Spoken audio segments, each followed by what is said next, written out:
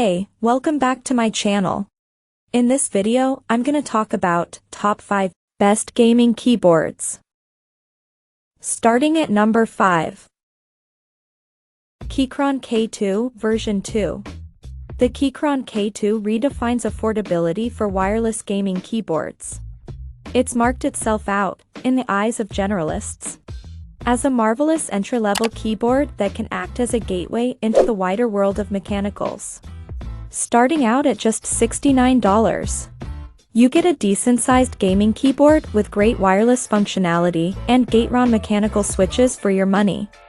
Its design is simple with gray ABS keycaps and a slightly more compact 84-key layout that only skimps out on the numpad, and offers a slightly squashed NAV cluster.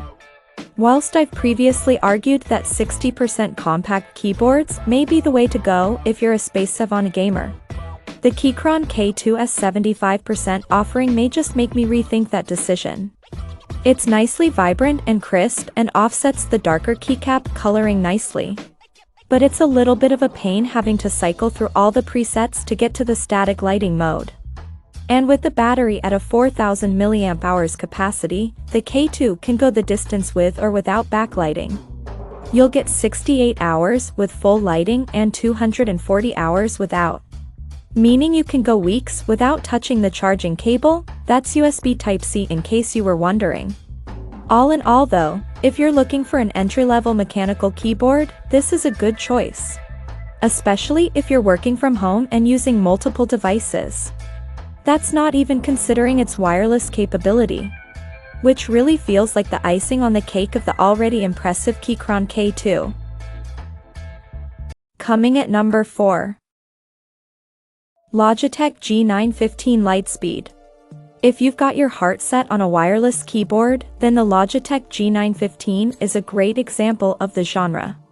It's not a peripheral we believe requires wireless functionality. We much prefer a wireless gaming mouse, opens in new tab. Or wireless gaming headset, opens in new tab. But there are a few moments when a wireless keyboard is helpful. Like gaming on the couch or if you regularly move your keyboard between devices and locations. You'll be required to spend that little bit more for wireless functionality than what we tend to see for wired mechanical keyboards. With similar features, the Logitech G915 is $250, £210. There's a slightly cheaper TKL version, but not so much so that we'd instantly recommend it over the full-size model. Macro functionality has been shifted to a secondary program of the function keys. Can be flipped via the Logitech G gaming software in order to prioritize macro functionality, in which case the FN key will revert F1-12 back to the original input.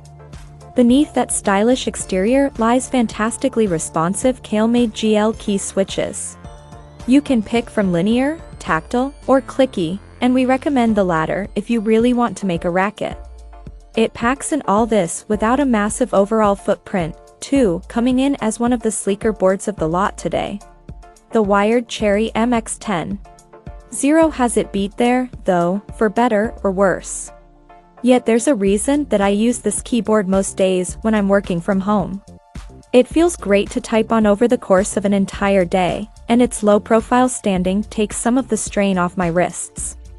I don't feel the need for a wrist rest when I'm leaning my wrists on the desk either. At number 3. Skill KM360. There is a trend towards $200 plus gaming keyboards in the market at the moment. But that doesn't mean there aren't quality mechanical switchboards available at a more reasonable price.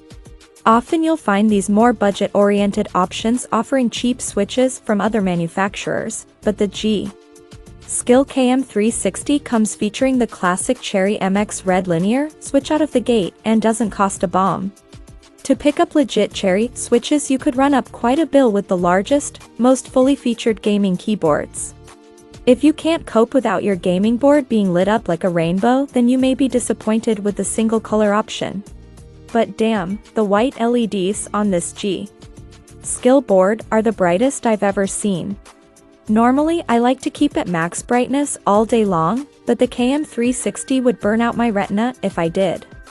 It is very bright, but at least the lack of rainbows has helped to keep the price at a more reasonable level.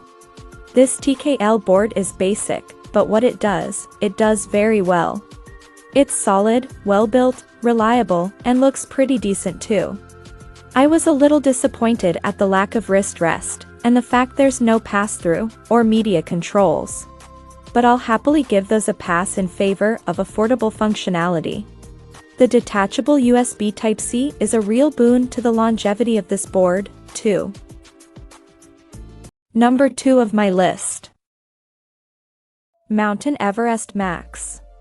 Answer me this, why the hell has everyone been sticking the numpad on the right-hand side of their gaming keyboards?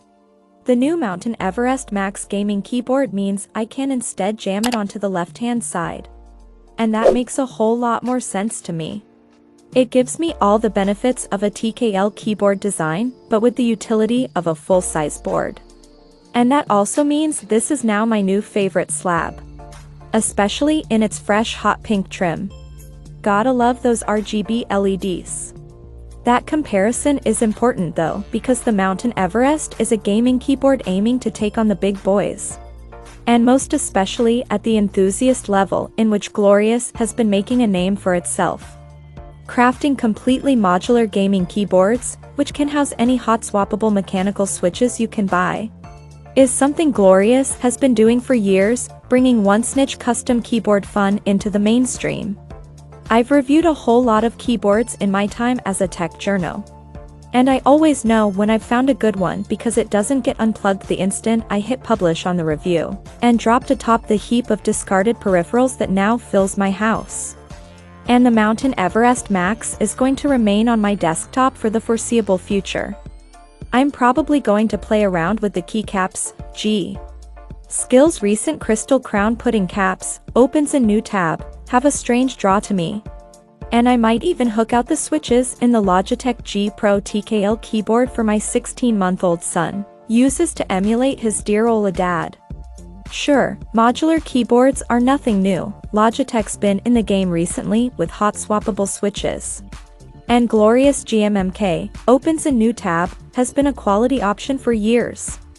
Indeed, removable numpads aren't either, though none have been able to be solid enough to look and function well on a high-end board. But, high pricing aside, the Everest Max has the edge on all of them for me and is going to be my keyboard of choice from here on. And number 1.